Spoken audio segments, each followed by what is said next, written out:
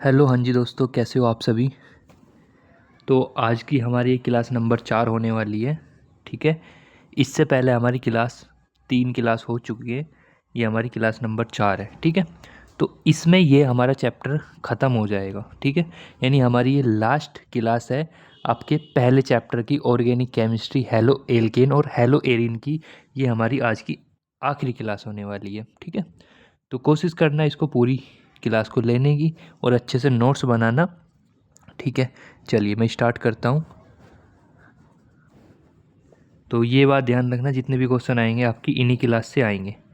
तो दोस्तों सबसे पहले मैं आपको पहले मैं ये बता रहा हूँ मैं क्या क्या चीज़ आपको पढ़ा चुका हूँ। मैं आपको हेलो एरिन पूरा पढ़ा चुका हूँ। हेलो एरिन पूरा पढ़ा चुका हूँ। उसके बाद जितनी भी इसकी अभिक्रिया होती है, रासायनिक अभिक्रिया, इसको बनाने की विधि क्या क्या होती है, वो भी हम सारी कर चुके हैं। ठीक है, आज का हमारा टॉपिक होने वाला है हेलो एरिन का निर्माण। ठीक है, जो जो मैं पढ़ाऊँगा, जैसे जैसे मैं लैंग्वेज बोलूँगा, देखो ये मैंने इसकी लैंग्वेज जानबूझ के नहीं लिख रखी। इसकी लैंग्वेज आपको अपने नोट्स में ऐड करनी है। ठीक है, वो कैसे करेंगी वो मैं आपको बताऊंगा कि आप कैसे लैंग्वेज को बना सकते हो। ठीक है जी, चलिए। तो सबसे पहले आपको क्या ध्यान रखना है, पहले तो ध्यान रखना कि हेलो एरिन क्या होता है। हालांकि मैं इसको आपको जब मैंने स्टार्टिंग करी थी चैप्टर की, तो मैंने आपको बताया था हेलो एरिन के बारे में। फिर से बताने की कोशिश करता हूँ एक बार कि हेलो एरिन क्या होता है। ठीक है, एक बार फिर से बताने की मैं यहाँ पर कोशिश कर रहा हूँ हेलो एरिन के बारे में। देखो मैंने कहा था कि ये आपका क्या है, ये मान लो कोई एरोमेटिक यौगिक, मान लो बेंजीन है। ठीक है, ये आपका क्या है, देखो ये आपका बेंजीन है। ठीक है, मैं क्या काम करता हूँ इसमें, कोई हैलोजन वो लेके आता हूँ, हैलोजन कंपाउंड। मान लो ये आपका हाइड्रोजन है यहाँ पे, तो ये क्या होगा, ये हैलोजन कंपाउंड यहाँ से हाइड्रोजन को हटा देगा और उसका स्थान ले लेगा। तो आपका यहाँ पे जो बन जाएगा, यहाँ पे इसको मैं ऐसे भी बना सकता हूँ, या इसमें आप इस प्रकार भी डबल बॉन्ड लगा सकते हो। ठीक है, तो यहाँ पे क्या आ जाएगा दोस्त, यहाँ पे आ जाएगा एक्स। ये जो कंपाउंड बनता है दोस्त, यही हमारा होता है हेलो एरिन। मैंने आपको परिभाषा भी लिखाई थी, अगर आप क्लास नंबर 1 में जाकर देखोगे या अपनी नोट्स में पहले पेज पे जाके देखोगे, तो वहाँ पे आपको हेलो एरिन की डेफिनेशन मिल जाएगी। क्या कि हेलो एरिन क्या होता है कि जब कोई एरोमेटिक कंपाउंड में जो हाइड्रोजन होता है, उसको हैलोजन परमाणु उसके स्थान से उसको हटा देता है और हैलोजन परमाणु खुद उसके स्थान पर आ जाता है। तो ये किसका निर्माण कर देता है, ये हेलो एरिन का निर्माण कर देता है दोस्त। ठीक है, इसको हम किससे रिप्रेजेंट करते हैं, जितने भी ये आपके हेलो एरिन ये होते हैं, इनको ARX से रिप्रेजेंट करते हैं। ये मैं आप सब चीज़ आपको क्लास में बता चुका था 1 में ही। ठीक है, आज का पर ये हमारा काम नहीं होने वाला। आज का हमारा काम होने वाला है कि इसका निर्माण कैसे करते हैं। ठीक है, इसका निर्माण, और मैं आपको कई बार बता चुका है एक्स का मान क्या होता है, ये सब चीज़ आपको पता है अगर आप डे 1 से क्लास ले रहे हो तो। ठीक है, तो सबसे पहले मैं क्या काम करने वाला हूँ दोस्तों, सबसे पहले मैं आपका BDC के द्वारा हेलो एरिन का निर्माण कराने वाला हूँ। ठीक है, देखो ये मैंने 4 रिएक्शन आपके सामने लिखी हुई है, ध्यान से समझ लेना इस चीज़ को, है ना। 4 रिएक्शन का मतलब ये 4 अलग अलग रिएक्शन है। ठीक है, देखो सबसे पहले मैं लिख रहा हूँ BDC के द्वारा। BDC का मतलब होता है benzene diazonium chloride, benzene diazonium chloride.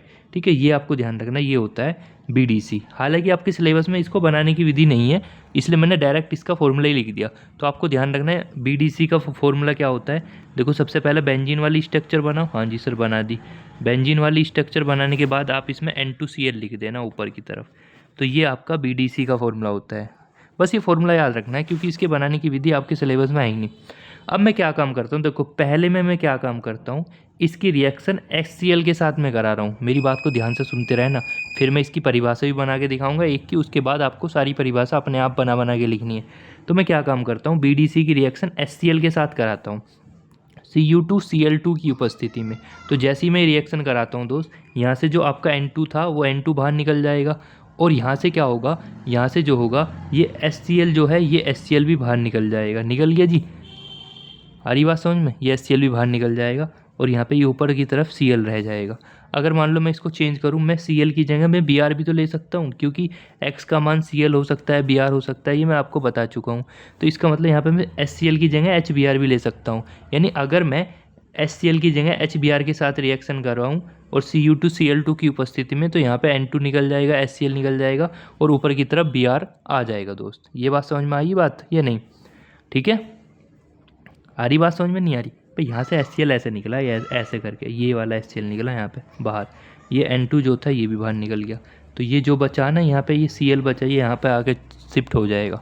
ठीक है, तो ये जो अभिक्रिया होती है, इस अभिक्रिया का नाम है सैंड मेयर अभिक्रिया। पेपर में क्वेश्चन आएगा डायरेक्ट, लिख लो इस बात को, पेपर में डायरेक्ट क्वेश्चन आएगा, सैंड मेयर अभिक्रिया किसे कहते हैं, सैंड मेयर अभिक्रिया किसे कहते हैं। तो आपको ध्यान रखना है कि बीडीसी की अभिक्रिया थ्योरी ऐसा बनानी है, बीडीसी की अभिक्रिया जब HCl के साथ करते हैं Cu2Cl2 की उपस्थिति में, तो N2HCl और यहाँ पे क्लोरोबेंजीन का निर्माण हो जाता है। ठीक है, आई बात समझ में? मैं थ्योरी बनानी आपको पहले भी सिखा चुका हूँ, तो इसमें मुझे लगता है कि सैंड मायर रिएक्शन के बारे में ध्यान रखना कि सैंड मायर रिएक्शन में ये चीज़ बनती है, ध्यान रखना इन चीज़ों की उपस्थिति में हमको करानी होती है। अगर मैं थोड़ा सा यहाँ पे करूँ, अब मैं अगर कॉपर की स्थिति में यानी कॉपर की उपस्थिति में रिएक्शन कराने की कोशिश करता हूँ कि रिएक्शन कॉपर की उपस्थिति में और HCl के साथ करा रहा हूँ, तो क्या होगा दोस्त, यहाँ से देखो ये HCl बाहर निकल जाएगा, N2 बाहर निकल जाएगा, Cl यहाँ पे आके चिपक जाएगा, चिपक गया नहीं चिपक गया? ठीक है, तो ये जो अभिक्रिया होती है, इस अभिक्रिया में देखो, इसमें इस वाली अभिक्रिया को गाटरमैन अभिक्रिया कहते हैं। क्या कहते हैं? गाटरमैन अभिक्रिया कहते हैं इस अभिक्रिया को, ध्यान रखना आपको।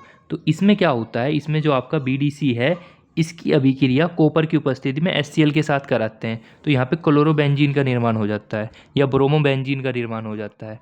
भाई ये बात तो समझ में आ रही ना कि यहाँ पे बेंजीन के ऊपर X आएगा, देखो ये बात तो पता है ना आपको, अगर बेंजीन के ऊपर X आ रहा है तो ये एरीन ही कहलाएगा, बट अगर यहाँ पे Cl आ रहा है तो क्लोरोबेंजीन कहलाएगा, अगर यहाँ पे Br आ रहा है तो ब्रोमोबेंजीन कहलाएगा, अगर यहाँ पे I आ रहा है तो आइडोबेंजीन कहलाएगा। ये बात समझ पा रहे हो या नहीं पा रहे हो? तो पेपर में डायरेक्ट क्वेश्चन आएगा सैंड मेयर अभिक्रिया किसे कहते हैं, तो ये आपको ध्यान रखनी है, ये अभिक्रिया होती है सैंड मेयर। और जो दूसरी वाली है इसका नाम ध्यान रखना, गाटरमान अभिक्रिया होती है। ठीक है, थ्योरी लिख लोगे अपने आप। ठीक है, मुझे ऐसा लगता है इसमें कोई दिक्कत वाली समस्या वाली बात नहीं है। ठीक है जी भाई साहब, चलिए आगे चलते हैं जी भाई साहब। आगे हम इसके पढ़ने वाले हैं इनके रासायनिक गुण। तो रासायनिक गुण जैसे आपको पता है, नाभिक रागी प्रतिस्थापन अभिक्रिया मैं पिछले लेक्चर में बता के आया हूँ कि ये दो प्रकार की होती है नाभिक रागी, एक तो S1 एक SN2, एक SN1 अभिक्रिया एक SN2 अभिक्रिया। पर इसमें ये होता है दोस्त, ये जो नाभिक रागी है ना, क्योंकि इनकी जो स्ट्रक्चर होती है काफ़ी कॉम्प्लेक्स होती है, तो यहाँ पे SN और SN2 अभिक्रिया यहाँ पे पॉसिबल ही नहीं हो पाती, क्योंकि यहाँ पे जो है ना संकरण का निर्माण हो जाता है, संकर बनते हैं यहाँ पे संकर का निर्माण होता है, इस वजह से ये दोनों अभिक्रिया यहाँ पे पॉसिबल नहीं है। पेपर में ध्यान रखना, क्वेश्चन आएगा क्या नाभिक रागी प्रतिस्थापन यहाँ पे अभिक्रिया हो सकती है, तो आप कहोगे नो, यहाँ पे पॉसिबल नहीं है। फिर यहाँ पे क्या पॉसिबल है वो हम बताएंगे क्या पॉसिबल है। ठीक है, वही मैंने यहाँ पे लिख रखी है कि भैया ये जो अभिक्रिया है ये इतनी आसानी से नहीं होती, पर अगर इसके दो कारण है, वैसे क्यों नहीं होती उसके रीज़न ये है, मैंने बताया कि इसकी जो स्ट्रक्चर होती है ना वो काफ़ी कॉम्प्लिकेटेड होती है, तो इस वजह से इसका जो बॉन्ड होता है ना, जैसे मान लो कॉम्प्लिकेटेड यहाँ पे स्ट्रक्चर है, तो उसको बॉन्ड को तोड़ने के लिए हमें बहुत ज़्यादा एनर्जी देनी पड़ेगी, जो कि काफ़ी हमारे लिए मुश्किल होगा। तो पहला रीज़न मुझे ऐसा लगता है, देखो बताया ना, अनुनाद संकर की वजह से, यानी हमें रिजोरेंस का काम होने लगेगा, इस वजह से इसकी स्ट्रक्चर काफ़ी हार्ड हो जाएगी, मुश्किल हो जाएगी। दूसरा रीज़न देखो क्या होगा, दूसरा रीज़न अगर मैं दोनों में तुलना करूँ, ये आपका क्या है, ये वाला जो है, ये वाला ये आपका है हेलो एल्केन, ये आपका हेलो एल्केन है, ये आपका हेलो एरीन है। अब ध्यान से समझना, यहाँ पे अगर मैं ले लेता हूँ वही वाला आपका एग्जाम्पल CH3Cl, सिंपल ही तो है, एल्केन का ही तो फॉर्मूला है। देखो यहाँ पे देखोगे 1 2 3 4 सिंगल बॉन्ड है, वैसे भी तो sp3 संकरण होगा। अब देखो यहाँ पे डबल बॉन्ड आ गया एक या एक से ज़्यादा है तो sp2 संकरण हो जाएगा। तो देखो यहाँ पे आपको ये संकरण के टॉपिक में मैं पढ़ा चुका हूँ, जिसको समझ में नहीं आ रहा ना वो अपने दिमाग के लोड डाल लो और पिछले कॉपी के पेज में जाओ जहाँ पे मैंने संकरण पढ़ाए। तो देखो यहाँ पे sp3 संकरण है, यहाँ पे sp2 संकरण है। एक कंसेप्ट बना के लिख लेना कोने में, क्या कंसेप्ट ध्यान रखना है, कंसेप्ट ये ध्यान रखना है मेरे दोस्त कि अगर कभी भी sp संकरण है या sp2 संकरण है या sp3 संकरण है, तो ध्यान रखना संकरण की दृष्टि से अगर यहाँ पे मैं बात करता हूँ दोस्त, तो यहाँ पे sp संकरण, क्योंकि देखो ये इसमें विद्युत ऋणात्मकता होती है वो sp संकरण की अधिक होती है, इस इसकी कम होती है, sp3 की सबसे कम होती है। उसका रीज़न मैं बता देता हूँ, लिख लेना पहले तो इसको कि विद्युत ऋणात्मकता sp की सबसे ज़्यादा होती है, फिर sp2 की होती है, फिर sp3 की होती है। ऐसी तीर लगा के बना लेना जैसे मैंने बनाया, ठीक है। उसके बाद समझना। अब मैं ये समझाने वाला हूँ कि इसका मतलब क्या है कि sp संकरण में विद्युत ऋणात्मकता ज़्यादा क्यों होती है। हालांकि आउट ऑफ सिलेबस जा रहा हूँ पर समझाने के लिए बताना पड़ेगा। देखो sp का मतलब है कि 50% सहभागिता इसकी है, 50% पी की है, यही तो मतलब है भाई। एस और पी देखो संख्या बराबर है ना, एस एक है पी भी एक है, तो इसका मतलब सहभागिता 50-50% है। तो इसका मतलब ये हुआ जब सहभागिता 50-50% है, तो इसका मतलब ये हुआ विद्युत ऋणात्मकता भी इसकी ज़्यादा होगी sp की। इस वजह से देखो मैंने क्या कहा कि इसकी जो है ना sp3 की विद्युत ऋणात्मकता कम होगी, जबकि इसकी विद्युत ऋणात्मकता अधिक होगी। तो दूसरा रीज़न आपको यही है जो मैंने यहाँ पे लिख के बताया। देखो इसकी डिटेल एक्सप्लेनेशन मैं बता देता हूँ, डिटेल में आपको क्या लिखना है। डिटेल में ये लिखना है कि ARX में जो C का संकरण है वो तो sp2 है, जबकि जो आपका RX समूह है उसमें sp3 है। तो यहाँ पर जो विद्युत ऋणात्मकता हो जाएगी वो अधिक हो जाएगी, और जो आपका ये हैलोजन है वो X माइनस बनकर आसानी से नहीं जाने देगा। तो यहाँ पे इसमें भी प्रॉब्लम होती है कि भैया यहाँ पे S1 sp1 और sp2 जो रिएक्शन है, सॉरी SN1, मैं क्या दिमाग लगा रहा था, वही दिमाग में लिखा गया है ना, वो SN1 SN2 रिएक्शन होती है ना। तो SN1 एंड SN2 रिएक्शन यहाँ पे पॉसिबल नहीं होती, क्योंकि यहाँ पे जटिल संकरण पाए जाते हैं, इस वजह से इसमें पॉसिबल नहीं हो पाता। सर ध्यान रखना जो मैं बता रहा हूँ, देखो समझना मैं क्या बता रहा हूँ, मुद्दे की बात समझो। मुद्दे की बात ये बताने की कोशिश कर रहा हूँ मैं कि भैया जो हमने हेलो एल्केन पढ़ा है, क्या पढ़ा है सर, हमने पढ़ा है हेलो एल्केन। जो हमने हेलो एल्केन पढ़ा है उसमें आपका SN1 रिएक्शन भी हो जाएगी, उसमें SN2 रिएक्शन भी हो जाएगी। बताने की ज़रूरत है? हाँ जी सर बता दो। मैंने बताया था SN1 रिएक्शन में हेलो एल्केन के अंदर, ध्यान रखना हेलो एल्केन के अंदर SN1 रिएक्शन में क्या होगा, पहले तो 2 स्टेप में होती है, मैंने बताया था 2 स्टेप में होती है। पहले तो कार्बन धनायन का निर्माण होगा, ये पेपर में आ रखा 2025 में, पूर्ण बड़ा क्वेश्चन 5 नंबर का, ठीक है। तो सबसे पहले कार्बन धनायन का निर्माण होगा, उसके बाद जो आपका नाभिक रागी है वो अटैक करेगा आगे से भी पीछे से भी। जबकि SN2 रिएक्शन में क्या होगा, मैंने बताया था SN2 रिएक्शन में क्या होगा, यहाँ पे कार्बन धनायन बनाने की ज़रूरत नहीं होती, क्योंकि अगर कार्बन धनायन बन जाता है तो वो अस्थायी होता है, जो कि हमारा काम का अब नहीं होगा इस वजह से। तो फिर यहाँ पे क्या होगा, नाभिक रागी पीछे से अटैक करेगा, नाभिक रागी पीछे से अटैक करेगा, और जो Cl होगा वो दूर हटता चला जाएगा, OH चिपकता चला जाएगा। इस वाली स्टेज को हम संक्रमण अवस्था कहते हैं। याद है ना सब चीज़? देखो मैंने रिवीजन भी करा दिया तुम्हारा जो पिछली क्लास में पढ़ाया था। अब देखो अगला कंसेप्ट है, देखो मैंने लिख भी दिया बना के कि विद्युत ऋणात्मकता का ऑर्डर ये होता है। बिल्कुल एकदम तुम्हारा मज़ा ही आ रहा है कि भाई तुम्हें सब चीज़ लिख के लिखाई मिल रही है, ठीक है। अब देखो एक चीज़ ध्यान रखना दोस्त, देखो यहाँ पे मैं बता देता हूँ, ये जो मैं यहाँ पे बताने की कोशिश कर रहा हूँ उसको ध्यान से समझना। देखो ये बेंजीन की स्ट्रक्चर है, नॉर्मल स्ट्रक्चर आपको दिखाई दे रही है, देखो ये वाली स्ट्रक्चर। तो इस वाली स्ट्रक्चर में जो ये वाला पॉइंट होता है नीचे वाला, इसको बोलते हैं इप्सो, और ये यहाँ पे जो नीचे वाला पॉइंट होता है, यानी जो इस लाइन के पास होता है, इसको बोलते हैं ऑर्थो। ये वाला पॉइंट ऑर्थो होता है, ये वाला भी ऑर्थो होता है। ऑर्थो के जो नीचे वाला पॉइंट होता है, देखो ऑर्थो के जो नीचे वाला पॉइंट होता है इसको बोलते हैं मेटा, ऑर्थो के नीचे वाले पॉइंट को बोलते हैं मेटा, और जो बचा हुआ पॉइंट है उसको बोलते हैं पैरा। फिर से बता रहा हूँ क्या बताने की कोशिश कर रहा हूँ मैं, फिर से बता रहा हूँ जी मैं क्या बताने की कोशिश कर रहा हूँ। मैंने ये स्ट्रक्चर बनाई जी भाई साहब, हाँ जी सर बना दी, ठीक है। तो मैंने ये कहा कि इस वाली पोजीशन को हम बोलते हैं ऑर्थो। क्या बोलते हैं जी? ऑर्थो। दिमाग में सेट कर लेना, क्योंकि यहाँ से मैं रिएक्शन उड़ाने वाला हूँ बहुत स्पीड में, फिर इसलिए मैं टाइम बता रहा हूँ, थोड़ा सा मतलब टाइम ले रहा हूँ इस कंसेप्ट को समझाने में। तो ये ऑर्थो पोजीशन है, ये ऑर्थो के जो नीचे वाली पोजीशन होती है इसका नाम होता है मेटा। मेटा फेसबुक वाला मेटा नहीं है, ये मेटा पोजीशन होती है। ये वाली पोजीशन का नाम होता है पैरा, ठीक है जी। तो ये देखो मैंने यहाँ पे कंसेप्ट लिख के भी बता दिया कि भाई साहब जिससे आपको कोई दिक्कत ना हो, ठीक है। ये बात याद रहेगी भाई साहब। अब देखो एक चीज़ बात का ध्यान रखना, जब हम नॉर्मली स्टडी करते हैं तो नॉर्मली स्टडी करने के बाद हमें एक चीज़ यहाँ पे मिलती है, वो मैं बता देता हूँ। वो चीज़ हमें ये मिलती है कि जब हम अटैक कराते हैं ना, जब हम अटैक कराते हैं या हम अनुनादी संकरण बनाने की कोशिश करते हैं, तो इस पे आपको नेगेटिव चार्ज देखने के लिए मिलता है, और कहाँ पे देखने के लिए मिलता है, यहाँ पे भी नेगेटिव देखने के लिए मिलता है, और यहाँ पे भी नेगेटिव देखने के लिए मिलता है। तो ये ध्यान रखना है आपको, और यहाँ पे तो पॉजिटिव ही रहता है हमेशा।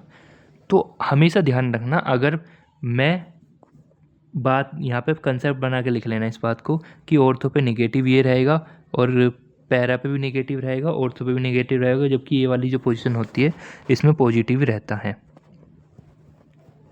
ठीक है, देखो मैंने वही यहाँ पे लिख रखा है। सबसे पहले मैंने पोजीशन का नाम बता दिया। अब देखो इस मतलब पोजीशन से हमें क्या क्या फ़ायदा मिलेगा, मैं वो बताने की कोशिश कर रहा हूँ कि मतलब पोजीशन का हमारे इसमें क्या फ़ायदा है, क्यों हम पोजीशन को पढ़ रहे हैं। देखो पोजीशन से हमें ये फ़ायदा मिलेगा, अगर मान लो मैं नॉर्मली ऐसा ले रहा हूँ कोई स्ट्रक्चर, ठीक है, और मैं इसको मान लो हीट कराता हूँ, ठीक है। अगर मैं इसको हीट करा रहा हूँ, मान लो मैं हीट करा रहा हूँ, मान लो पहले बहुत ज़्यादा टेम्परेचर की लग रहा था मेरा 500 केल्विन मान लो, अभी मैं समझाने के लिए ले रहा हूँ। अभी मैं जो एकदम डाटा वाली बात है उस पर लेके जाऊँगा तो अच्छे से समझ में आ जाएगा। देखो मैंने मान लिया कि इतना टेम्परेचर लग रहा था पहले, फिर यहाँ से दूसरा एलिमेंट जब बन के आ रहा था, फिर मैंने यहाँ पे क्या काम करा, मेटा पे कुछ एलिमेंट जोड़ दिया, मैंने मान लिया NO2 जोड़ दिया मैंने मेटा के ऊपर, ठीक है। NO2 मैंने यहाँ पे मेटा के ऊपर जोड़ दिया, तो मैंने देखा यही सेम रिएक्शन जो पहले 500 पे हो रही थी ना, अब वो घट के 300 पे आ गई। एग्जाम्पल ले रहा हूँ अभी तो केवल, समझ में आया। इसका मतलब जैसे ही मैंने मेटा पे NO2 समूह यहाँ पे जोड़ा तो टेम्परेचर कमी आ गई, फिर जैसे ही मैंने यहाँ पे पैरा पे NO2 एक और जोड़ दिया तो ये टेम्परेचर और कम हो गया, फिर मैंने यहाँ पे एक और जोड़ दिया समूह, तो इसका मतलब और टेम्परेचर में कमी आ गई। फिर हम देखते हैं कि भैया इसको वार्म टेम्परेचर पे अगर आप गर्म करोगे ना, गुनगुने पानी में भी गर्म करोगे तब भी रिएक्शन हो जाएगी। तो ये होता है यहाँ पे मेटा पैरा ऑर्थो पे समूह को जोड़ने का फ़ायदा। अब मैं यहाँ पे लिखी हुई है सारी बातें, देखो मैंने ये आपको बता दिया। देखो अब मैं बिल्कुल एक्सपेरिमेंट वाला डाटा ले रहा हूँ जो कि एकदम किताब का है, एनसीईआरटी का है। देखो पहला डाटा मैंने समझाने के लिए लिया कि देखो ये आपकी क्लोरोबेंजीन है, मैंने कहा हाँ ठीक है सर। मैं क्या काम करता हूँ, क्लोरोबेंजीन ये आपका OH माइनस क्या होता है, हाँ जी, OH माइनस आपका नाभिक रागी है, ठीक है। OH माइनस नाभिक रागी है, मैं इसकी अभिक्रिया 300 डिग्री सेल्सियस पे करा रहा हूँ फिलहाल, समझाने के लिए बता रहा हूँ। इसको जो मैं कंसेप्ट बता रहा हूँ इसको समझ लेना अभी फिलहाल, ठीक है। तो ये क्या काम करेगा, यहाँ से Cl को हटा देगा और OH आके चिपक जाएगा, पर ये 300 डिग्री सेल्सियस पे होती है अभिक्रिया। बट अगर मैं यहाँ पे नाभिक रागी को जोड़ दूँ, मान लो एक नाभिक रागी मैं जोड़ रहा हूँ पहले, दो तो बाद में जोड़ेंगे, पहले मैं एक जोड़ देता हूँ, तो ये अभिक्रिया जो है 150 पे मुझे देखने के लिए मिलती है कि अभिक्रिया 150 पे होती है। फिर जब मैं क्या काम करता हूँ, दो ना यहाँ पे दो आपके यानी ऑर्थो पे भी और पैरा पोजीशन पे भी NO2 एक इलेक्ट्रॉन गिराही समूह होता है, यानी NO2 ध्यान रखना, NO2 क्या होता है, NO2 एक इलेक्ट्रॉन गिराही समूह होता है। अगर मैं इसको मेटा मतलब जो आपका ऑर्थो और पैरा पोजीशन है अगर मैं उस पर लगा देता हूँ तो हमारा 100 डिग्री सेल्सियस में भी काम चल जाएगा, यानी ये आपका Cl यहाँ से निकल जाएगा, OH यहाँ पे चिपक जाएगा। आ रही बात समझ में। तो देखो कहाँ हमारा 300 डिग्री सेल्सियस था, कहाँ हमारा एकदम 100 हो गया टेम्परेचर, ठीक है। तो ये आपको बात ध्यान रखनी है थोड़ी कि हम यहाँ पे पोजीशन क्यों ले रहे हैं, ठीक है, जिससे हमारी अभिक्रिया कम टेम्परेचर पर हो सके। ठीक है जी भाई साहब। अब देखो मैंने यहाँ पे क्या काम करा, इस पोजीशन पे भी NO2 ले लिया, इलेक्ट्रॉन गिराही समूह NO2 यहाँ पे भी ले लिया, तो मैंने देखा ये यहाँ पे आके चिपक गया, एकदम गुनगुने टेम्परेचर पे भी हमें देखने के लिए मिलता है। तो आप समझ में आया। तो देखो मैंने वही बना के लिख दिया पॉइंट कि ARX में यदि ऑर्थो पैरा स्थान पर इलेक्ट्रॉन गिराही समूह लगा दिया जाए तो NU यानी जो NU है यानी आपको पता है नाभिक रागी प्रतिस्थापन आसानी से हो जाता है, ठीक है। तो वो वहाँ पोजीशन पे चला जाएगा जहाँ हमें भेजना है। ध्यान रखना मैंने अभी बताया था कि जो आपकी हेलो एरीन है या ARX समूह है उसमें SN1 रिएक्शन पॉसिबल नहीं हो पाती, क्योंकि देखो इसमें वो तो रीज़न है मैंने बता दिया, परंतु अगर मान लो SN1 रिएक्शन, जैसे कि हमें पता है SN1 रिएक्शन में सबसे पहले कार्बन धनायन का निर्माण होगा, पता है, फिर वो आगे पीछे से उस पर अटैक करेगा। बट यहाँ पे क्या होता है कि जो यहाँ पे कार्बन धनायन बनेगा ना, देखो यहाँ पे यानी हेलो एरिन के मैं बात कर रहा हूँ, यहाँ पे जो कार्बन धनायन बनता है ना वो एकदम घटिया क्वालिटी का होता है जिसका नाम होता है फेनिल फेनिल कार्बन धनायन। जो यहाँ पे फेनिल कार्बन धनायन बनता है वो एकदम घटिया क्वालिटी का होता है जो कि अस्थायी होता है, इस वजह से ये रिएक्शन हो ही नहीं पाती। तो आप समझ में आया क्यों नहीं होती। एक रीजन और बता दिया मैंने, SN2 क्यों नहीं हो पाती, यानी जो आपकी SN2 रिएक्शन है वो क्यों नहीं हो पाती। पहला रीजन तो पता ही है, दूसरा रीजन और बता रहा हूँ, क्योंकि देखो अगर मान लो मैं इसकी यहाँ पे बनाने की कोशिश करता हूँ, ये मान लो आपका Cl है और मैं यहाँ पे क्या काम कर रहा हूँ, यहाँ पे SN2 रिएक्शन कराने की कोशिश कर रहा हूँ, यानी वो आगे से भी अटैक करेगा, पीछे से भी। अब एक चीज़ देखो, ये जो स्ट्रक्चर है, इसकी त्रिविम बाधा बहुत अधिक है। त्रिविम बाधा का मतलब ये ज़्यादा स्पेस जो जो अ, ज़्यादा स्थान घेरता है, उसकी त्रिविम बाधा अधिक होती है। तो यहाँ पे इसकी जो त्रिविम त्रिविम बाधा है, वो बहुत ज़्यादा अधिक है। और जब त्रिविम बाधा अधिक है, देखो आगे से नहीं, पीछे से ही अटैक होता है ना SN2 में, तो इसका मतलब पीछे से जो अटैक होना था, वो नहीं हो पाएगा। और अगर हमें करना भी है तो बहुत ज़्यादा एनर्जी खर्च होनी पड़ेगी, इस वजह से ये पॉसिबल ही नहीं हो पाता। दोनों बात समझ में आई कि यहाँ पे SN1 रिएक्शन क्यों पॉसिबल नहीं है, SN2 रिएक्शन क्यों नहीं पॉसिबल है। ठीक है, चलिए अब मैं आगे चलता हूँ और इस चैप्टर को स्टार्ट करते हैं। अब देखो, यहाँ पे जो रिएक्शन करता है, वो नाभिक रागी तो नहीं करता, ध्यान से समझो। यहाँ पे जो है नाभिक रागी तो अभिक्रिया नहीं करता, पर एक चीज़ यहाँ पे अभिक्रिया करता है, जिसका नाम है इलेक्ट्रॉन रागी। अब मैं यहाँ पे समझाने वाला हूँ आपको किसके बारे में। अब मैं यहाँ पे समझाने वाला हूँ इलेक्ट्रॉन रागी के बारे में। ठीक है, किसके बारे में समझाने वाला हूँ? अब मैं आपको समझाने वाला हूँ इलेक्ट्रॉन रागी के बारे में। इलेक्ट्रॉन रागी, फिर से वही वाला कंसेप्ट है, प्यार मोहब्बत वाला। अब देखो, इलेक्ट्रॉन रागी का मतलब, इलेक्ट्रॉन तो आपको पता है जिस पे निगेटिव चार्ज होता है। हाँ जी सर। रागी का मतलब जो प्रेम करता है। अब इसका मतलब ये हुआ, जब ये नेगेटिव से प्रेम कर रहा है, तो इसका मतलब खुद कैसा होगा? खुद आपका पॉजिटिव होगा। इस वजह से मैं इसको ई पॉजिटिव अगर लिख रहा हूँ, तो समझ लेना मैं इलेक्ट्रॉन रागी की बात कर रहा हूँ।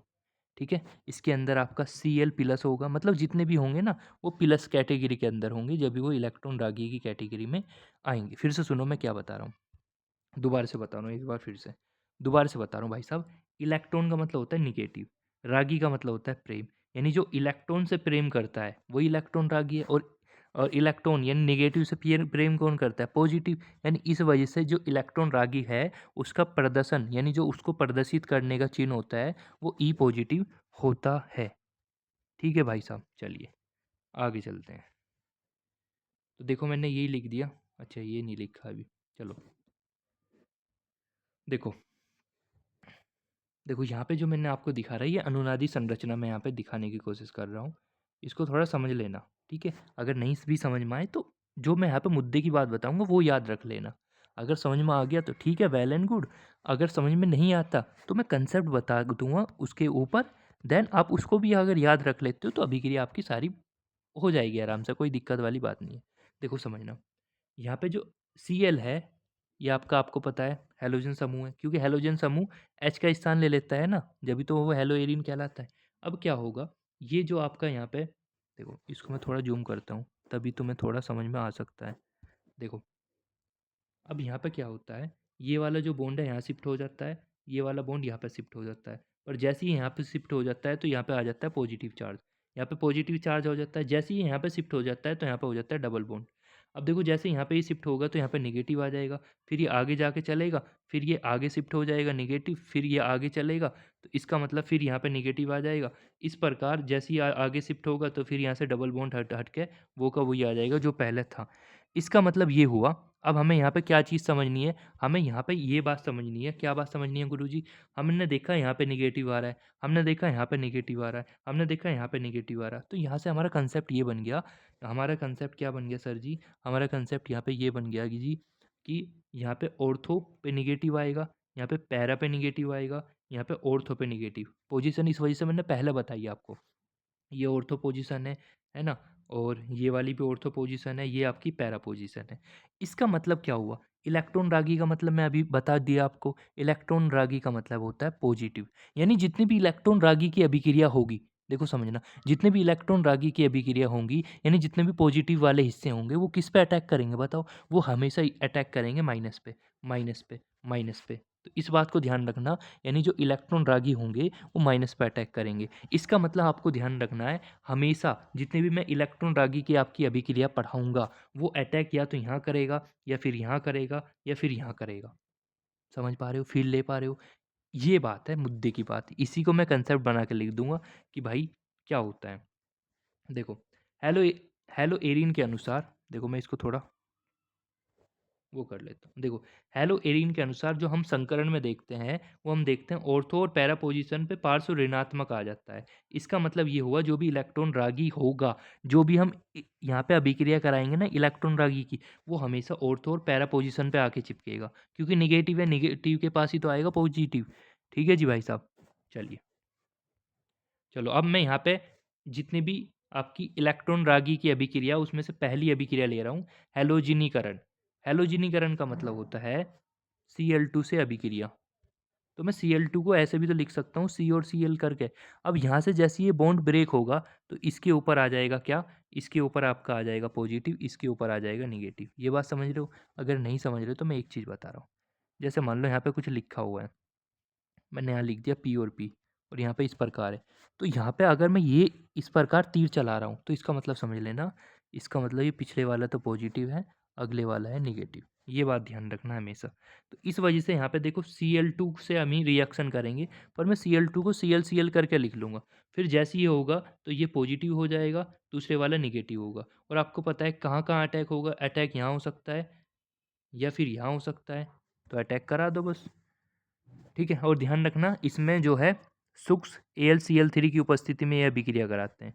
तो इसकी परिभाषा भी आपको अपने आप ही लिखनी है। परिभाषा में क्या लिखोगे? परिभाषा में लिखोगे जब क्लोरोबेंजीन की अभिक्रिया क्लोरीन के साथ ड्राई सुक्स AlCl3 की उपस्थिति में कराते हैं तो एक ऑर्थो उत्पाद और एक पैरा उत्पाद प्राप्त हो जाता है। देखो मैं फिर से समझा रहा हूँ, क्योंकि ये अभिक्रिया 5-6 एक जैसी आएंगी भाई। देखो ये पॉजिटिव बन जाएगा, ये आपका निगेटिव बन जाएगा। तुम कहोगे सर Cl पे तो माइनस होता है। भाई साहब, जब ये बॉन्ड तोड़ेगा ना, जब ये बॉन्ड यहाँ से तोड़ेगा, जब ये बंद तोड़ेगा तो इस पे पॉजिटिव आ जाएगा, इस पे निगेटिव आ जाएगा। ठीक है, समझ में आ रही बात या नहीं आ रही? तो इस पे पॉजिटिव आ जाएगा, इस पे निगेटिव आ जाएगा। तो पॉजिटिव जो है मैंने बताया था इस पोजीशन पे आके चिपक सकता है, इस पे आके चिपक सकता है, या इस पे आके चिपक सकता है। तो इस पे आके चिपका दो, फिर इस पे चिपका दो, तो ये आपकी हो जाएगी पूरी। अब एक चीज़ ध्यान रखना है। क्या ध्यान रखना है सर? देखो ये दोनों Cl जो है ना, ये तो ऑर्थो उत्पाद हमारा बन गया, ठीक है। ये पैरा उत्पाद हमारा बन गया। पैरा उत्पाद क्यों बना रहे हो सर? देखो भाई साहब, ये ऑर्थो पे आके चिपका है तो इस वजह से इसका नाम है ऑर्थो उत्पाद। ये पैरा पे आके चिपका है, इस वजह से इसका नाम है पैरा उत्पाद। ध्यान से समझना मैं जो बता रहा हूँ। ये दोनों Cl पास पास में है, तो इनके बीच में जो होगा प्रतिकर्षण होगा। प्रतिकर्षण होगा, ये Cl थोड़े दूर दूर हैं तो इनके बीच में कम प्रतिकर्षण होगा। तो आपको ध्यान रखना है, नोट्स में ऐड कर लेना कि जो ऑर्थो उत्पाद होता है, लिख लेना ऑर्थो उत्पाद जो होता है वो कम स्थायी होता है। कम ऑर्थो उत्पाद यहाँ पर लिख लेना, ऑर्थो उत्पाद कम स्थायी होता है। कम स्थायी होता है। ऑर्थो उत्पाद कम स्थायी होता है। रीजन पता चल गया ना, क्योंकि ये एक दूसरे को प्रतिकर्षण करते हैं, इस वजह से वो स्टेबल नहीं हो पाते। जबकि जो पैरा उत्पाद है वो अधिक स्थायी होते हैं। अधिक स्थायी होते हैं। अधिक स्थायी होते हैं। अधिक स्थायी होते हैं। क्यों होते हैं? क्योंकि भाई इनके बीच में प्रतिकर्षण कम होता है, इस वजह से ये ज़्यादा स्टेबल होते हैं। ठीक है, हैलोजनीकरण समझ में आया? अब जैसी अगली मैं रिएक्शन करूंगा नाइट्रीकरण। नाइट्रीकरण का मतलब फिर से वही लिखोगे, जब क्लोरोबेंजीन की अभिक्रिया HNO3 सांद्र HNO3 और सांद्र H2SO4 की उपस्थिति में कराते हैं। देखो HNO3 जो है वो ऐसे टूट जाता है। कैसे टूट जाएगा? वो ऐसे टूट जाएगा, NO2 पॉजिटिव और आपका OH निगेटिव। ठीक है भाई साहब। तो देखो हमें तो पॉजिटिव का अटैक कराना है, क्योंकि इलेक्ट्रॉन रागी रिएक्शन पड़ रहे, तो इसका अटैक एक तो ऑर्थो पे होगा, एक इसका अटैक पैरा पे होगा। बस हमारी हो जाएगी कंप्लीट भाई साहब। थ्योरी आप अपने आप बना दोगे। ये क्या होगा? ये आपका ऑर्थो उत्पाद होगा, और ये क्या होगा? ये आपका पैरा उत्पाद होगा। ये कम स्थायी होगा क्योंकि ये पास पास में है, तो क्या काम करेंगे? प्रतिकर्षण करेंगे। ये दूर दूर में है तो ये अधिक स्थायी होगा। लिख लेना इस सब बात को। ठीक है,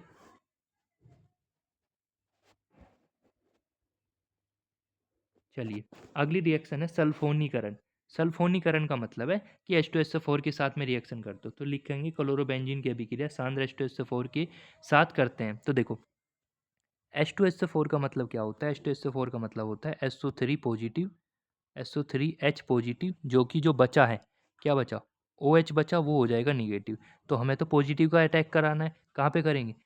ऑर्थो पे अटैक हो जाएगा, एक पैरा पे अटैक हो जाएगा। देखो बन गया नहीं बन गया? भाई फीलिंग लो भाई, इसलिए मैंने थोड़ा टाइम लिया वो समझाने में। तो इसका मतलब अटैक कहाँ होगा? ऑर्थो पे होगा, पैरा पे होगा। इसका मतलब ये हुआ, ये दोनों पास-पास में हैं, तो इनके बीच में प्रतिकर्षण होगा, और जब प्रतिकर्षण होगा तो ये कम स्थायी होंगे। इनके ये दूर-दूर हैं तो कम प्रतिकर्षण होगा, तो ये अधिक स्थायी हो जाएँगे। ठीक है जी? सर जी इनका नाम, भाई साहब नाम याद नहीं रखना आपको इनका। बस ये ध्यान रखना, इसको हम बोलते हैं ऑर्थो उत्पाद। क्या बोलते हैं? ऑर्थो उत्पाद। इसको हम क्या बोलते हैं? पैरा उत्पाद। ध्यान रखना, इनके नाम अभी याद मत रखना। ठीक है? चलिए, अगली रिएक्शन हम पढ़ लेते हैं। फ्रीडल क्राफ्ट अभिक्रिया, पेपर में आएगा नाम रिएक्शन के अंदर। फ्रीडल क्राफ्ट अभिक्रिया। तो फ्रीडल क्राफ्ट अभिक्रिया क्या होती है? जब क्लोरोबेंजीन की अभिक्रिया मेथिल क्लोराइड CH3Cl, देखो CH3Cl, जब इन दोनों के बीच में बंध टूटेगा तो इसके ऊपर प्लस आ जाएगा, इसके ऊपर आ जाएगा निगेटिव। हमें तो पता है प्लस का अटैक कराना, तो CH3 जो प्लस वाला बंदा है ये ऑर्थो पे अटैक करेगा, पैरा पे। देखो ऑर्थो पे अटैक हो गया, पैरा पे अटैक हो गया। लिख लोगे भाई साहब? देखो कितने मजे में हम सोल्व कर रहे हैं। अभी तक तुमने सीखा होगा कि मास्टर तुम्हें इन रिएक्शन का रट्टा लगवा रहा है, बट अब देखो तुम कैसे हवा में उड़ उड़ के रिएक्शन कर रहे हो। समझ में आई बात? इसलिए मैंने थोड़ा टाइम लिया कंसेप्ट को समझाने में। तो ध्यान रखना, इसकी जब थ्योरी लिखोगे तो लिख लेना लुईस अम्ल की उपस्थिति में, AlCl3 की उपस्थिति में जब ये रिएक्शन करते हैं तो एक ऑर्थो उत्पाद बनता है, एक पैरा उत्पाद बनता है। ठीक है? ये कम स्थायी होता है, या अधिक स्थायी होता है, ये सब चीज़। ठीक है? चलिए, अगली रिएक्शन। अगली रिएक्शन है आपकी फ्रेडल क्राफ्ट एसिलीकरण। देखो, बस यहाँ पे एसिलीकरण का ही डिफरेंस है। तो इसका मतलब सेम अभी आपकी अभिक्रिया होगी, बस यहाँ पे आपका जो यहाँ पे अभिकारक होगा वो चेंज करना पड़ेगा। वो एसिलिक एसिटिल क्लोराइड हमें लेना पड़ेगा। देखो आपको पता है ये तो निगेटिव हो जाएगा, ये पॉजिटिव होगा, तो इसका अटैक होगा यहाँ पे ऑर्थो पे, इसका अटैक होगा यहाँ पे पैरा होगा। ठीक है? तो सेम थ्योरी बनानी पड़ेगी जैसी मैंने यहाँ पे बनवाई थी। तो इसका अटैक यहाँ हो जाएगा, देखो इसका अटैक पैरा पे भी हो जाएगा।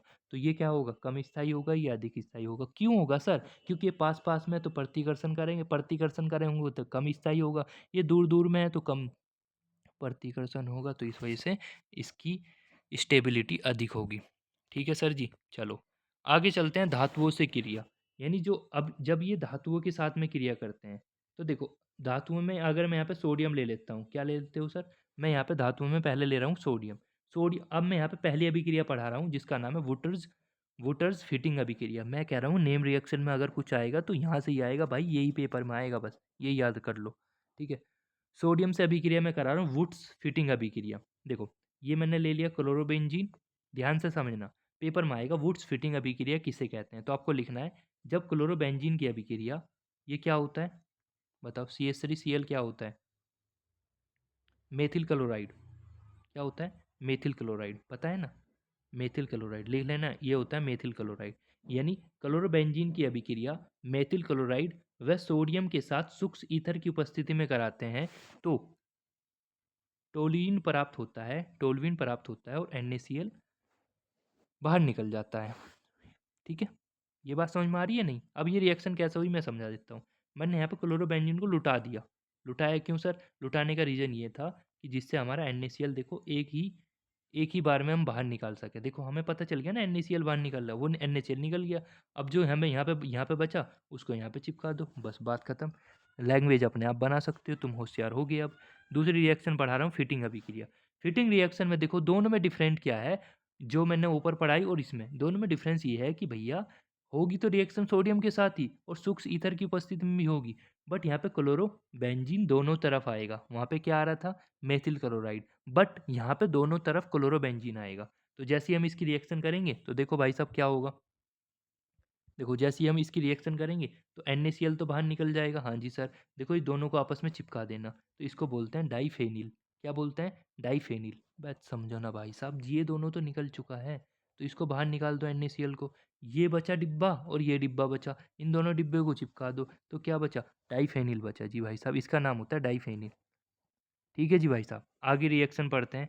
अगली रिएक्शन है कॉपर चून से अभिक्रिया। तो कुछ मत करो, यानी जो आपका आइडोबेंजीन है, आइडोबेंजीन लो, उसकी अभिक्रिया कॉपर और हीट के साथ में कराओ। मतलब कॉपर के साथ हीट की उपस्थिति में, या हीट के साथ कॉपर के साथ हीट की उपस्थिति में जैसे ही कराएंगे तो यहाँ से टू Cu बन जाएगा और ये दोनों आपस में चिपक जाएंगे, जिसको हम क्या बोलते हैं? डाइफेनिल। और ध्यान रखना इस नेम रिएक्शन का नाम होता है अल्मैन अभिक्रिया। पेपर में अगर क्वेश्चन आएगा तो ध्यान रखना, पेपर वाला पूछेगा अलमैन अभिक्रिया से आप क्या समझते हैं? तो आपको लिखना है इसमें, जब आयोडोबेंजीन की अभिक्रिया Cu के साथ करते हैं तो डाइफेनिल का निर्माण होता है। ये बात ध्यान रखना बस।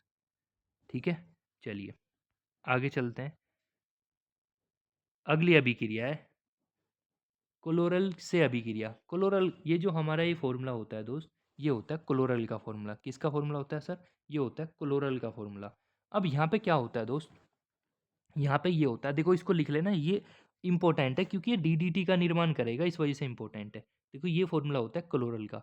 अब जैसी क्लोरो जो क्लोरल है क्लोरोबेंजीन से अभिक्रिया करेगा सांद्र H2SO4 की उपस्थिति में। ये देखो सांद्र H2SO4 है, तो देखो यहाँ से निकल जाएगा वाटर। क्या निकल जाएगा सर? देखो भाई यार जाना, ये देखो ये क्या निकल गया यहाँ से, ये निकल गया सर वाटर। देखो वाटर हमारा बाहर निकल चुका है।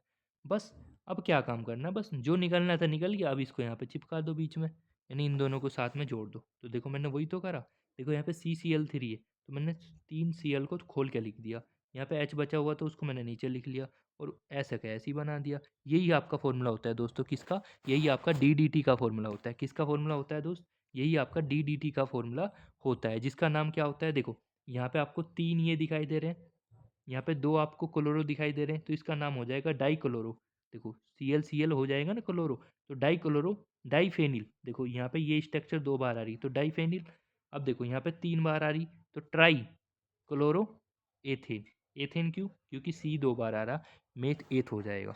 ठीक है, तो DDT का फॉर्मूला भी ध्यान रखना। देखो मैंने बना के भी दिखा दिया। पेपर में अगर आएगा DDT को बनाने की विधि, तो हम ऐसे ही बनाएंगे। मैंने क्या काम करा, दिमाग लगाया थोड़ा कंटेंट को बनाने में। मैंने इसके अभिक्रिया के अंदर DDT को बनाने की विधि डाल दी। ठीक है, दोनों काम हमने एक साथ कर दिए। ठीक है जी भाई साहब, चलिए अब देखो एक चीज़ और बता देता हूँ DDT के बारे में। DDT के बारे में ध्यान रखना, इसका जो यूज करते हैं ना हम, जो जो वैसे मच्छर या मक्खी होते हैं ना, मच्छर हुआ, मक्खी हुआ, जितने भी कीटनाशक होते हैं, जितने भी कीट होते हैं, उनको मारने में इनका प्रयोग करते हैं DDT का। तो ये ध्यान रखना थोड़ा, इसके उपयोग में भी पूछ लेता है पेपर वाला। तो ये उपयोग ध्यान रखना, 2-3 जो मैंने बताया, बस ज़्यादा इंपॉर्टेंट वैसा है नहीं है। देखो कार्बन टेट्राक्लोराइड, कार्बन टेट्राक्लोराइड का मतलब होता है CCl4। कार्बन का मतलब C, टेट्रा का मतलब 4, क्लोराइड का मतलब Cl। तो कार्बन टेट्राक्लोराइड कैसे बनेगा? मेथेन की अभिक्रिया क्लोरीन के साथ में करा दो, टेम्परेचर लेना 673 केल्विन। तो जैसे ही अभिक्रिया करोगे तो यहाँ से 4HCl निकल जाएगा बाहर, देखो निकल गया। और यहाँ पे जो Cl बचा 4, वो इसके साथ में आगे चिपक जाएगा, तो CCl4 बन जाएगा। या दूसरा तरीका है, ये आपका क्या होता है, क्लोरोफॉर्म। क्लोरोफॉर्म की अभिक्रिया क्लोरीन के साथ में करा दो सूर्य के प्रकाश की उपस्थिति में। ये जो मैं थ्योरी बोल रहा हूँ ये आपको नोट करनी है। मैं बार बार नहीं बोलता इस बात को, इसलिए आपको ध्यान से समझते हुए चलना है।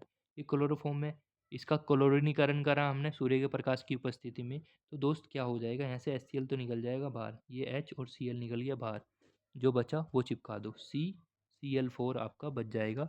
यही आपका कहलाता है कार्बन। इसका उपयोग ध्यान रखना, इसका उपयोग करते हैं आग बुझाने में, औषधि बनाने में, वस्त्रों के जो धब्बे होते हैं ना उनको हटाने में भी इसका यूज करते हैं। क्लोरोफॉर्म के बनाने में भी, अगर इस रिएक्शन को मैं उल्टा कर दूं तो क्लोरोफॉर्म बन जाएगी नहीं बन जाएगी? या एक काम और कर सकते हो, CCl4 में आपको हाइड्रोजन हाइड्रोजन से रिएक्शन कर दो, तो क्या बन जाएगा, फिर भी आपका क्लोरोफॉर्म बन जाएगा। तो 2 विधि मैंने बता दी, जौन सी भी आपको ठीक लगे वो ऐसे हम कर सकते हैं। CFC बनाने में, तो CFC बनाने में, CFC मतलब होता है क्लोरोफ्लोरोकार्बन। क्लोरोफ्लोरोकार्बन बनाने में भी इसका यूज किया जाता है। ठीक है जी भाई साहब, अब देखो हमारा टॉपिक आ गया CFC, इसको हम बोलते हैं फ्योन। अब देखो ये इंपॉर्टेंट है, बहुत ज़्यादा है, पेपर में आता है। CFC का फुल फॉर्म, पहला क्वेश्चन बनेगा CFC का पूरा नाम, तो क्लोरोफ्लोरोकार्बन लिख लो। क्या? क्लोरोफ्लोरोकार्बन। ठीक है, इसका फॉर्मूला होता है CFCl3।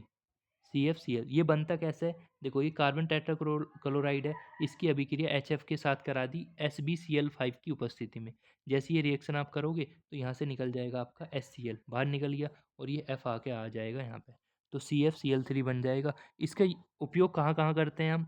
रेफ्रिजरेटर में इसका उपयोग करते हैं गैस के रूप में, है ना। AC में गैस के रूप में इसका यूज होता है, प्रणोदक के रूप में भी इसका यूज होता है।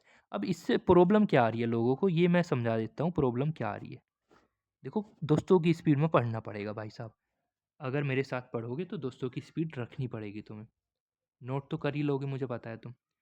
देखो अब मैं समझाने वाली बात बता रहा हूँ आपको। देखो हमारे वायुमंडल में बहुत सारी परत पाई जाती है। देखो हमारे वायुमंडल में बहुत सारी परत पाई जाती है। ये वाली जो परत होती है दोस्त, ये हमारी होती है क्षोभ मंडल। क्षोभ मंडल।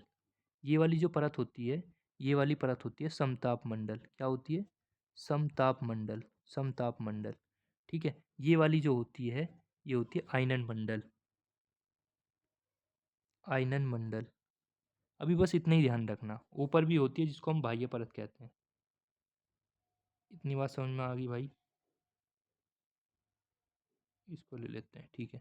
अब देखो इसमें जितनी भी मौसम संबंधी घटनाएं होती हैं, वो होती है इसके अंदर। लिख लेना। मौसम संबंधी जो घटनाएं होती है, मौसम संबंधी जितनी भी घटनाएं होती हैं, मौसम संबंधी घटनाएं जितनी भी होती हैं, जैसे आंधी आना, बारिश आना, है ना, बारिश आना, तूफान आना, ये सारी जितनी भी घटना होती है वो होती है क्षोभ मंडल के अंदर। ठीक है। अच्छा, इसी वजह से, क्योंकि मौसम संबंधी घटनाएं क्षोभ मंडल में हो रही है, इसी वजह से जितने भी एरोप्लेन वगैरह हैं, वो वो कौन से मंडल में उड़ते हैं? वो समताप मंडल में। तो ध्यान रखना, समताप मंडल में क्या होता है, जितने भी एरोप्लेन वगैरह होते हैं, एरोप्लेन एरोप्लेन वगैरह जितने भी होते हैं, वो समताप मंडल में उड़ाए जाते हैं। पर प्रॉब्लम क्या हो रही है? प्रॉब्लम ये हो रही है कि यहाँ पे क्या हो रहा है, सीएफसी का लोग ज़्यादा से ज़्यादा प्रयोग कर रहे हैं। ज़्यादा से ज़्यादा एसी कूलर आ रहे हैं घरों में। हमारे घर में भी आ गया वैसे तो। ठीक है। एसी का यूज़ कर रहे हैं, कूलर से कोई इफेक्ट नहीं पड़ता है। फ्रिज का यूज़ कर रहे हैं ज़्यादा से ज़्यादा लोग। इससे क्या हो रहा है कि क्लोरोफ्लोरोकार्बन गैस का ज़्यादा से ज़्यादा उत्सर्जन हो रहा है। इससे प्रॉब्लम क्या हो रही है सर? इससे प्रॉब्लम ये हो रही है मेरे भाई, इससे प्रॉब्लम ये हो रही है मेरे भाई, कि जो आपका समताप मंडल है उसमें ही एक परत पाई जाती है। उसमें एक परत, यहाँ पे परत पाई जाती है। मैं इसको कैसे समझाऊँ? यहाँ से समझा देता हूँ।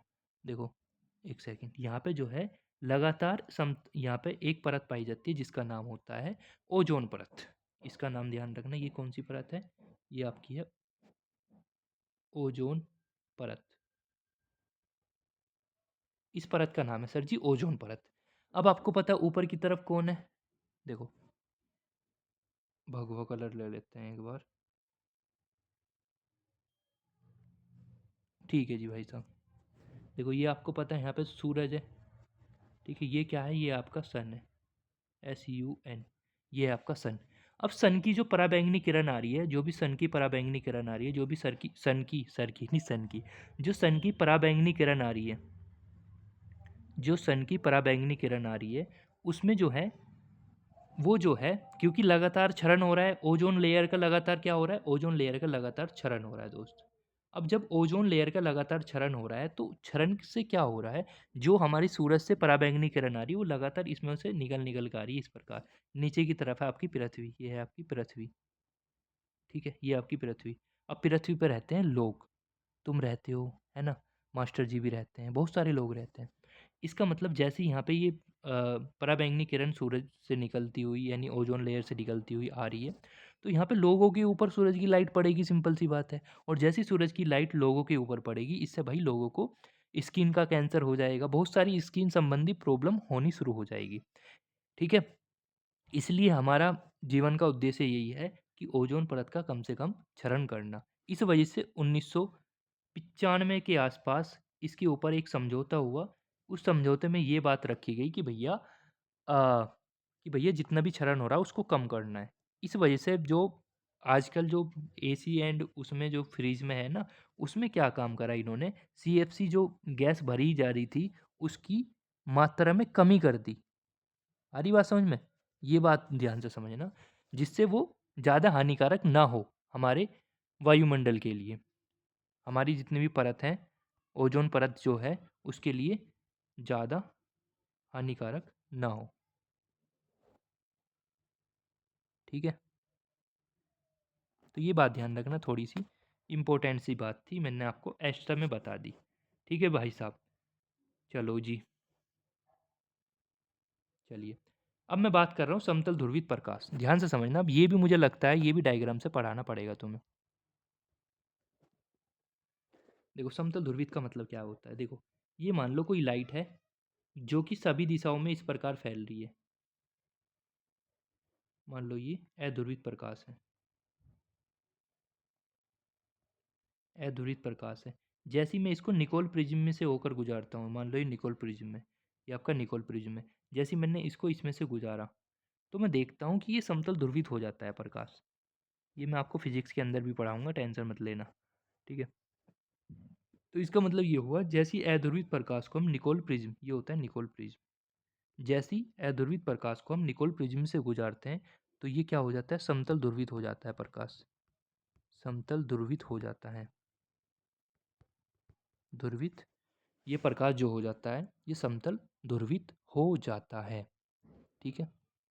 अब हमने क्या काम करा, इस समतल ध्रुवित प्रकाश को देखो, ये समतल ध्रुवित प्रकाश आ गया हमारा। अब देखो अगले स्टेप में हमने क्या काम करा।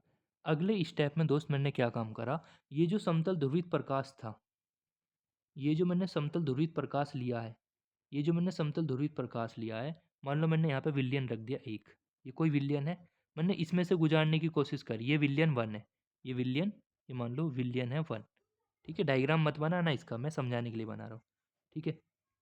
और मैंने क्या काम करा, ये आपका समतल ध्रुवित प्रकाश है, ये समतल ध्रुवित प्रकाश है, मैंने इसको गुजारने की कोशिश करी विलयन नंबर 2 में से, ठीक है? और मैंने क्या काम करा, समतल ध्रुवित प्रकाश लिया अपना वही वाला जो हमारा है, इसको तीसरे नंबर बॉक्स में से गुजारने की, यानी ये विलयन नंबर 2 है, ये विलयन नंबर 3 है। अब क्या देखता हूँ दोस्त, मैं यहाँ पे क्या देखता हूँ, जैसे ही मैंने इसको विलयन नंबर 1 में से गुजारा, तो जैसा समतल ध्रुवित प्रकाश था, वैसा का वैसे ही बाहर निकल के आ गया। यहाँ पे जब मैंने गुजारा विलयन नंबर 2 में से, तो ये हल्का सा लेफ्ट दिशा में क्या हुआ, लेफ्ट दिशा में विक्षेपित हो गया इस प्रकार। पर जैसे ही मैंने विलयन नंबर 3 में से गुजारा, तो ये राइट दिशा में विक्षेपित हो गया। कौन सी दिशा में सर?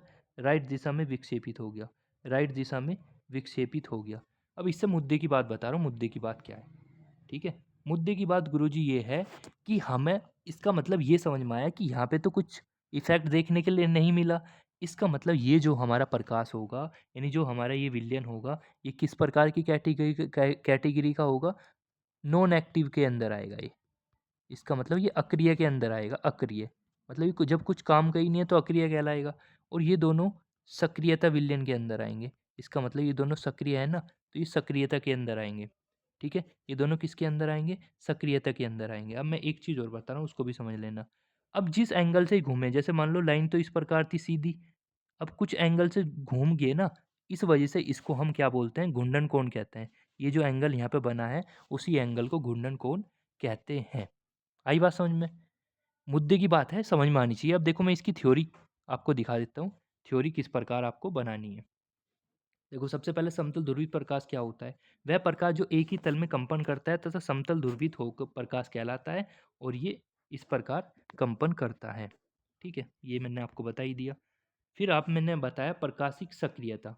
देखो जो समतल ध्रुवित प्रकाश को घुमाने का गुण रखता है, जैसे समतल ध्रुवित प्रकाश तो ऐसा था, उसने इसको ऐसे घुमा दिया या फिर ऐसे घुमा दिया, जो घुमाने का गुण रखता है ना, उसको ही प्रकाश सक्रियता कहते हैं। और जो मान लो कोई उल्टी तरफ घुमा रहा है, अगर कोई समतुल ध्रुवित प्रकाश को वामार्त घुमाता है तो वामार्त ध्रुवण कहलाता है वो। अगर दूसरी दिशा में घुमा रहा है तो दक्षिण ध्रुवण घूर्णन कहलाता है वो। और जिस एंगल से वो, जो एंगल उनके बीच में बनता है, उस एंगल को ध्रुवण कोण कहते हैं। जो एंगल होता है उस एंगल को ध्रुवण कोण कहते हैं। ये बात समझ में आ गई? अब इसके लिए कुछ कंडीशन है, कुछ शर्तें हैं, ठीक है? शर्तें आपको ध्यान रखनी है। पहली शर्तें हैं कि जो कम से कम है एक कार्बन असम्मित होना चाहिए, ठीक है? कम से कम जो है एक कार्बन क्या होना चाहिए? असम्मित होना चाहिए। असम्मित का मतलब ऐसा नहीं होना चाहिए कि भैया ये मान लो यहाँ कार्बन है, यहाँ पे ये है, यहाँ पे ये है, यहाँ पे ये, मतलब ये है कि भैया सेम सेम नहीं होना चाहिए। सेम सेम इन द का है मतलब यहाँ पे सिमेट्री नहीं होनी चाहिए बिल्कुल भी, ठीक है? देखो दूसरे पॉइंट में वही बताया। पहले पॉइंट में मैंने कहा कि अनसिमेट्री होनी चाहिए, मतलब नॉन सिमेट्री होनी चाहिए, उनके अंदर सिमेट्री नहीं होनी चाहिए। और दूसरे पॉइंट में मैंने कहा को किसी भी प्रकार की समिति नहीं होनी चाहिए, यानी सिमेट्री किसी भी प्रकार की नहीं होनी चाहिए। अब देखो मैंने यहाँ पे कंसेप्ट बना के भी लिख दिया, वह कार्बन जिससे जुड़े 4 कार्बन समूह अलग अलग हो, ध्यान से समझना, अलग अलग होने चाहिए। जैसे मान लो सी है, यहाँ पे CH3 आ गया, यहाँ पे कुछ और आ गया, यहाँ पे कुछ और आ गया, तो यहाँ पे कुछ और आ गया, तो ये क्या कहलाएंगे? ये आपके कायरल कार्बन कहलाएंगे। क्या कहलाएंगे? ये वाला जो कार्बन कहलाएगा फिर इस कार्बन को हम कायरल कार्बन कहते हैं। अगर यहाँ पे जुड़े हुए जितने भी समूह, देखो CH3 है, Z है, ये Y है, ये X है, तो ये सारे समूह अलग अलग हैं, ठीक है। इस वजह से इसको कायरल कार्बन कहते हैं। अब मैंने यहाँ पे ये इमेज ली, इसका मैंने मिरर इमेज बनाने की कोशिश करी। मिरर इमेज जैसे ही मैंने यहाँ पे इसको बनाया तो मैं यहाँ पे देखता हूँ कि ऊपर वाली पोजीशन सेम टू सेम रही, ऊपर वाली पोजीशन सेम टू सेम रही। पर क्या हुआ, जो पार्श्व स्थिति थी, मतलब जो, देखो आप जैसा आदमी है कोई, ये मैं शीशे के सामने इसको खड़ा करता हूँ तो मुंह तो सेम ही रहेगा, पैर भी सीधे रहेंगे, पर क्या होगा, ये जो पार्श्व स्थिति है, ये वाला हाथ यहाँ पे आ जाएगा, ये वाला हाथ यहाँ पे आ जाएगा। ये बात समझते हो नहीं समझते हो? तो ऐसे यहाँ पे क्या देखने के लिए मिलता है हमें, ये देखने के लिए मिलता है कि भैया Cl यहाँ पे आ जाएगा, CH3 यहाँ पे आ जाएगा और H यहाँ पे आ जाएगा, ठीक है। इसका मतलब मैं अगर यहाँ पे समझाने की कोशिश करता हूँ कि जो पास की वस्तु है, जैसे ये मिरर है, पास की वस्तु पास में आ जाएगी, ये देखो ये भी पास की वस्तु पास में आ जाएगी, ये दूर की वस्तु है थोड़े दूर चली जाएगी, ठीक है जी भाई, सब बात समझते हो या नहीं समझते हो? चलिए आगे चलते हैं। और इसकी परिभाषा मैंने बता दी आपको कि अणुओं का एक ऐसा जोड़ा जो एक दूसरे की दर्पण छवियां हो परंतु एक दूसरे पर अध्यारोपित ना हो, इसको हम एननसियोमर नाम थोड़ा अजीब है, एननसियोमर कहते हैं। क्या बोलते हैं? एननसियोमर कहते हैं। मतलब क्या, जैसे मान लो ये आपका गोला है, जैसे ही गोला है, इसका मैंने मिरर इमेज बनाया तो गोला ही बन गया है। अब मैं इसको इसके ऊपर रख सकता हूँ, हाँ अध्यारोपित हो गया। तो अगर ये तो अध्यारोपित हो गया तो इसको हम एनन्सियोमर नहीं कहेंगे। पर जैसे मान लो, तो इस वाली कंडीशन को एनन्सियोमर कहते हैं, ठीक है। तो ये है आपका चैप्टर हो चुका पूरा। तो इतनी ही आपको बात ध्यान रखनी है। तो thank you for watching. And ये चैप्टर जितने भी आपको मैंने ख़त्म कराया है, इसके सारे एनसीईआरटी ध्यान रखना, एनसीईआरटी फिलहाल एनसीईआरटी बस, एनसीईआरटी के आपको सारे सवाल कर लेने हैं ख़त्म, ठीक है। तो धन्यवाद आप सभी का साथ बनाए रखने के लिए। हम अगला चैप्टर जल्दी ही स्टार्ट करेंगे।